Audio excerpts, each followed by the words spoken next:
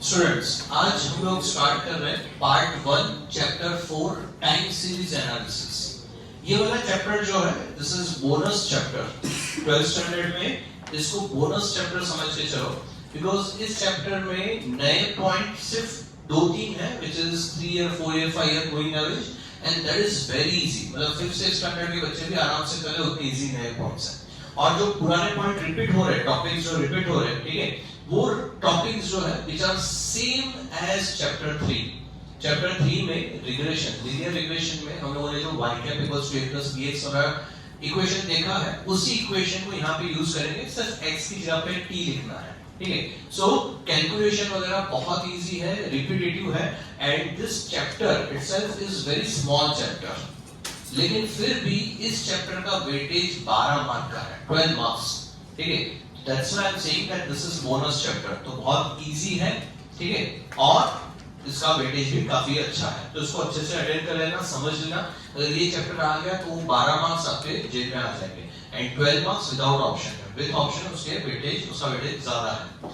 Now see time series analysis. Time series analysis basically होता क्या है, तो हमारे पास पास्ट का डेटा जो अवेलेबल होता है, ठीक है, क्रोनोलॉजिकल ऑर्डर में। क्रोनोलॉजिकल ऑर्डर मतलब क्या, सबसे पुराना डेटा सबसे पहले लिखा जाता है, सबसे लेटेस्ट डेटा सबसे लास्ट में लिखा जाता है। तो टाइम के बेस पे जब डेटा हमारे पास अवेलेबल होता है, सबसे पुराने टाइम का डेटा और सबसे नए टाइम का data, so that is called chronological order. इसके पहले वाले चैप्टर्स में भी हम लोगों ने काफी सारे डेटा देखे थे, उसमें कोई ऑर्डर अगर मैनेज होता भी है तो वो क्रोनोलॉजिकल ऑर्डर भी हो सकता है, वहां पे असेंडिंग ऑर्डर, डिसेंडिंग ऑर्डर के फॉर्म में भी हो सकता है, या एबीसीडी के फॉर्म में भी डेटा अरेंज किया हो सकता है, हेक्साडेसिमल डेटा भी दिया जा सकता है। लेकिन इस चैप्टर में because our focus is on time, ठीक है, सो डेटा जो है टाइम के ऑर्डर में अरेंज किया हुआ अपने को चाहिए। मोस्टली वैसे ही एग्जांपल्स देंगे, अगर नहीं है तो हम लोग पहले अरेंज करेंगे फिर कैलकुलेट करेंगे। सो टाइम के ऑर्डर में, अब टाइम का जो ऑर्डर है जिसमें सबसे पुराना टाइम सबसे पहले, सबसे लेटेस्ट टाइम सबसे लास्ट में, इस ऑर्डर में जब डेटा आप लिखते हो, so that order is called chronological order. This is called chronological order, ठीक है। सो टाइम सीरीज एनालिसिस बेसिकली है क्या, the set of observations arranged in chronological of time is called time series, ठीक है। अभी तक हम लोगों ने एनालिसिस ही किया था, कोरिलेशन, रिग्रेशन, यहाँ पे भी एनालिसिस ही कर रहे हैं, और एनालिसिस करने का तरीका भी ऑलमोस्ट सेम है, ठीक है। फर्क क्या है कि हमारे पास जो डेटा होगा वो डेटा कैसा डेटा होगा, टाइम के बेस पे, एंड बिकॉज़ टाइम के बेस पे डेटा है, इसलिए सबसे पहले उसको क्रोनोलॉजिकल ऑर्डर में अरेंज करेंगे, उसके बाद एनालिसिस करना है। अब देखो कंपोनेंट्स ऑफ टाइम सीरीज, इसको इस तरीके से समझो कि जैसे एक बहुत फेमस टॉपिक जो आप लोग इकोनॉमिक्स में पढ़ोगे, पॉपुलेशन ऑफ इंडिया, ठीक है। सो पॉपुलेशन ऑफ इंडिया में जो डेटा दिया जाता है वो किस तरीके से दिया जाता है, तो 1901 एवरी 10 ईयर सैंपल सर्वे होता है, सेंसस सर्वे होता है 10 साल में, ठीक है। सो 1901, 1911, 1921, 1931, 1941, 51, 61, 71, 81, 91, 2001, 2011 एंड 2021, इस तरीके से आपको डेटा दिया जाता है। तो जब एक बाजू आपको टाइम दिया जाए जिसमें 1901, 1911 से लेकर 2021 तक का डेटा हो, और उसके सामने पॉपुलेशन का डेटा दिया जाए, so and so crore people, so and so crore people, यहाँ पे हम लोग पहुंच रहे हैं 140 करोड़ पीपल तक, राइट। तो ये जो डेटा हमें दिया जाता है, this data is in order of time, and that's why it is called chronological order. और इस डेटा को एनालाइज हम लोग कर रहे हैं, and that analysis is called time series analysis. अब हमारा पर्पस क्या होता है, तो जैसे अगर हमारे पास इस तरीके का पिछले 100 साल का डेटा अगर अवेलेबल है, ठीक है, और उसमें हमें पता है कि लेटेस्ट 2021 में हमारा जो पॉपुलेशन था वो कुछ 130 करोड़ के आसपास था, राइट, एक अंदाजन नंबर बोल रहा हूं। तो what will be the population of India in 2031? So next जो सेंसस सर्वे होगा तो उस टाइम पे इंडिया का पॉपुलेशन क्या हो सकता है, ये जो एस्टिमेट करने का काम है, वो एस्टिमेशन हम लोग करेंगे इस चैप्टर में by using different methods, ठीक है। तो अलग अलग मेथड से विल ट्राई टू एस्टिमेट कि भी आगे डेटा क्या हो सकता है। अब इसमें काफी सारे कंपोनेंट्स जो है वो यूज होते हैं, काफी सारे कंपोनेंट जो इसको अफेक्ट करते हैं। हालांकि इस चैप्टर में हम लोग सारे कंपोनेंट्स पढ़ेंगे नहीं, ठीक है, कैलकुलेशन में सारे कंपोनेंट्स को नहीं लेंगे, लेकिन अभी अंडरस्टैंडिंग थियरी के लिए सारे कंपोनेंट्स को हम लोग समझ लें। तो ध्यान दो, first is trend. Trend which is generally long term trend. Long term मतलब कि 2 साल 5 साल 10 साल का ट्रेंड, तो दैट इज कॉल्ड ट्रेंड। जैसे यहाँ पे हम लोग देख रहे हैं कि पिछले 100 साल का हम लोग ट्रेंड देख रहे हैं। अगर 100 साल में इंडिया का पॉपुलेशन किस तरीके से बढ़ा है, तो उसका अगर हम लोग ट्रेंड देखें तो उसका ट्रेंड हमें अपवर्ड स्लोपिंग ही देखने को मिलेगा। So that is called trend, कि पिछले 100 साल से ट्रेंड क्या रहा है। So it is upward sloping, कि अपना पॉपुलेशन जो है वो कंटिन्यूअसली इंक्रीज होता जा रहा है। So this is trend. तो ट्रेंड जो है नॉर्मली लॉन्ग टर्म रहता है। इसके बाद सीजनल फ्लक्चुएशंस। सीजनल फ्लक्चुएशन नाम से ही पता चलता है कि we are talking about seasons, ठीक है। और सीजन किसको बोला जाता है कि साल में वो जो टाइम है वो टाइम हर साल रिपीट होता है, तो दैट इज कॉल्ड सीजन। जैसे कि विंटर, मॉनसून या फिर समर, तो ये सीजन हो गए। अब हर सीजन का कुछ रहता है। जैसे कि मान लो कि मुझे ये जानना है कि रेनकोट का सेलिंग कितना हो रहा है, तो रेनकोट का सेलिंग नॉर्मली कब होगा, कौन सी सीजन में होगा, मॉनसून, राइट। सो अगर मैं ये देखूं कि विंटर या समर में किसी शॉप में रेनकोट का सेलिंग कितना हो रहा है, तो नॉट गेट करेक्ट डेटा। वो तो कोई घूमता फिरता आएगा, किसी को जरूरत होगी तो शायद 2-3 महीने में एक आध रेनकोट बिके।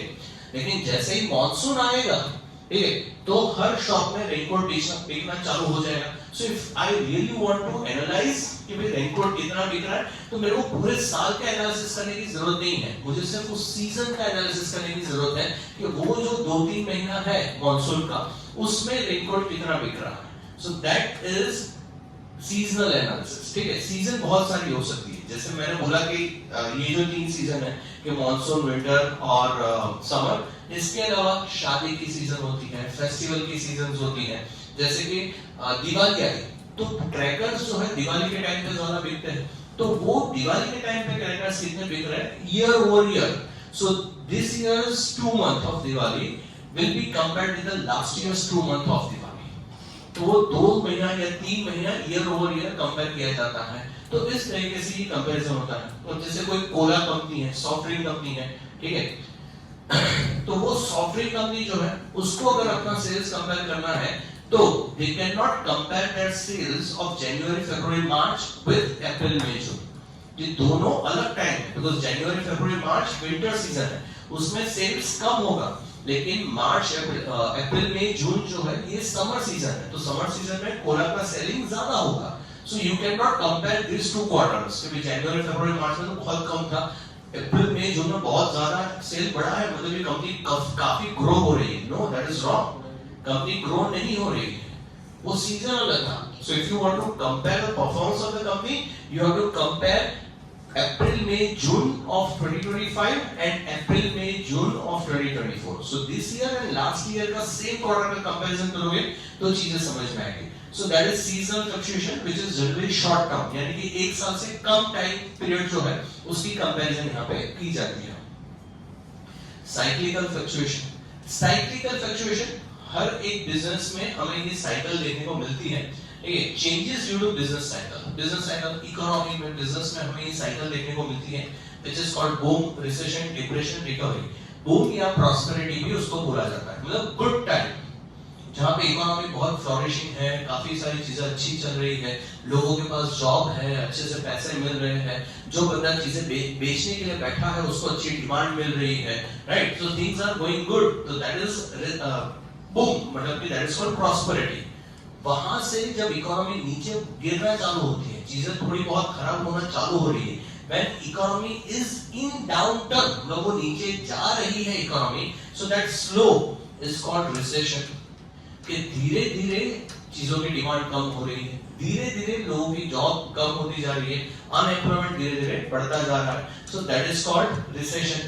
उसके बाद जब इकोनॉमी जो है वो बॉटम हिट करती है, ठीक है, सबसे कम सिचुएशन, सबसे खराब situation, that is called depression, right. So depression मतलब कि जहां पे लोगों के पास जॉब नहीं है, अनएम्प्लॉयमेंट बहुत बढ़ चुका है, या चीजों की डिमांड नहीं है, क्योंकि अनएम्प्लॉयमेंट है, लोगों के पास पैसा नहीं है, तो लोग चीजें परचेस कर नहीं पा रहे हैं, तो चीजों की डिमांड खराब है। जब हर बंदा बोल रहा है कि बिजनेस बहुत खराब चल रहा है, अभी तो बिजनेस में सेल्स ही नहीं है, लोग आ ही नहीं रहे, चीजें परचेस कर ही नहीं रहे, ठीक है, सो दैट इज डिप्रेशन।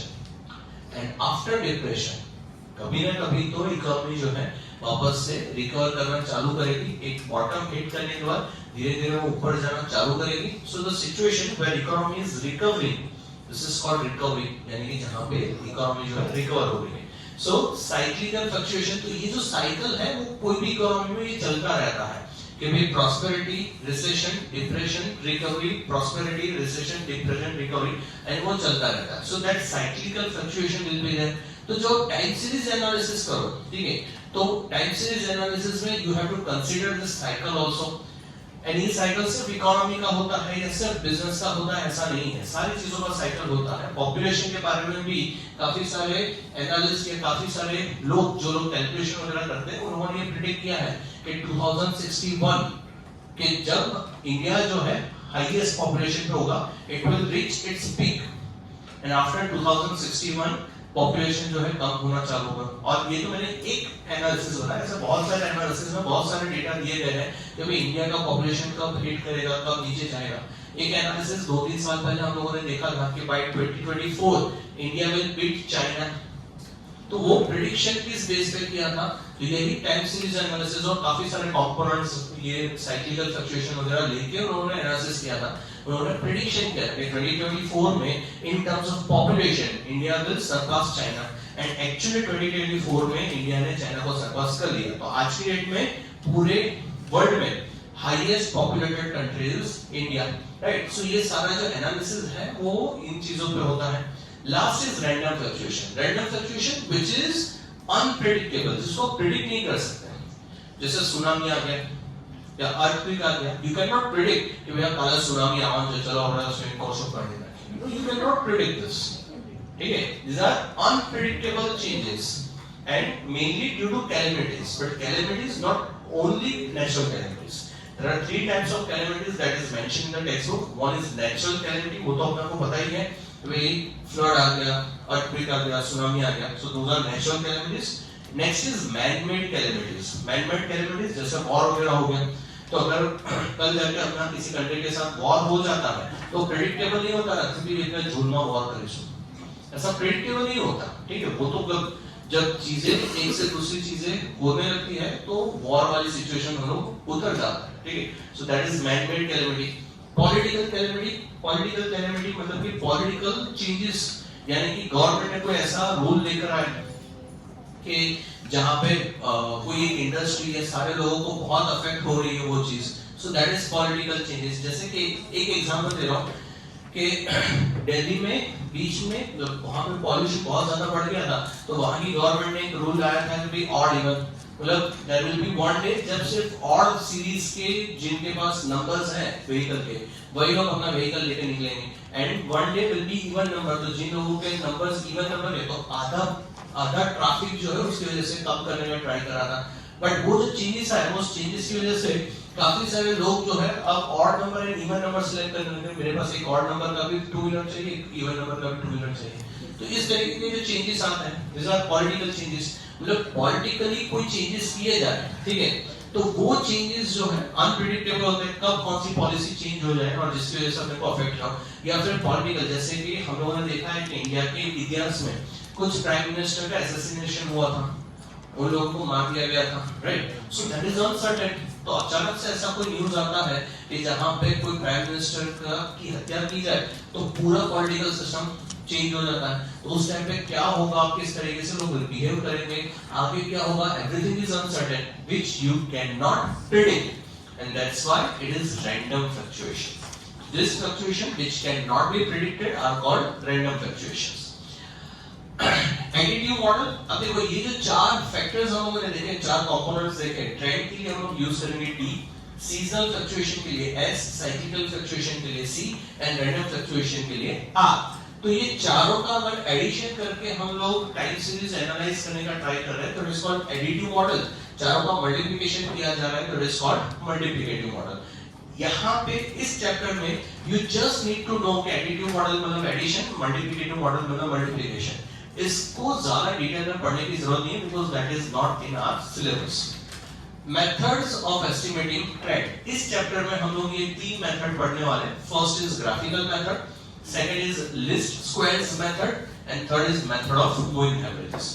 जिसमें ये लिस्ट स्क्वायर्स मेथड जो है वो method same as chapter 3। Chapter 3 में हम लोगों ने जो रिग्रेशन कोएफिशिएंट और टाइम्स रिग्रेशन लाइन फाइंड करने का जो हम लोगों ने सीखा, y cap equals to a plus bx, same उसी मेथड से कैलकुलेशन होगा।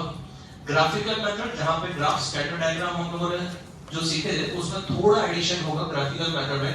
And method of moving average जो पूरा अलग है, अभी तक जो देखा उससे रिलेटेड नहीं है, but that is very easy. Method of moving average का जो टॉपिक है which is very easy. Okay, चलो ये अगर किसी का बाकी है तो लिख लो। ओके, एक पॉइंट जो बीच में हम लोग मिस कर रहे हैं, ये जो है boom, recession, depression, recovery, it is called oscillators. You need to remember this word, it is called oscillators. MCQ 1 mark में पूछा जा सकता है और आपको इसको इस तरीके से याद रखना है कि ये जो चार चीजें हैं, प्रॉस्पेरिटी या फिर boom, recession, depression, recovery, are called oscillators and oscillators are related with cyclical fluctuation।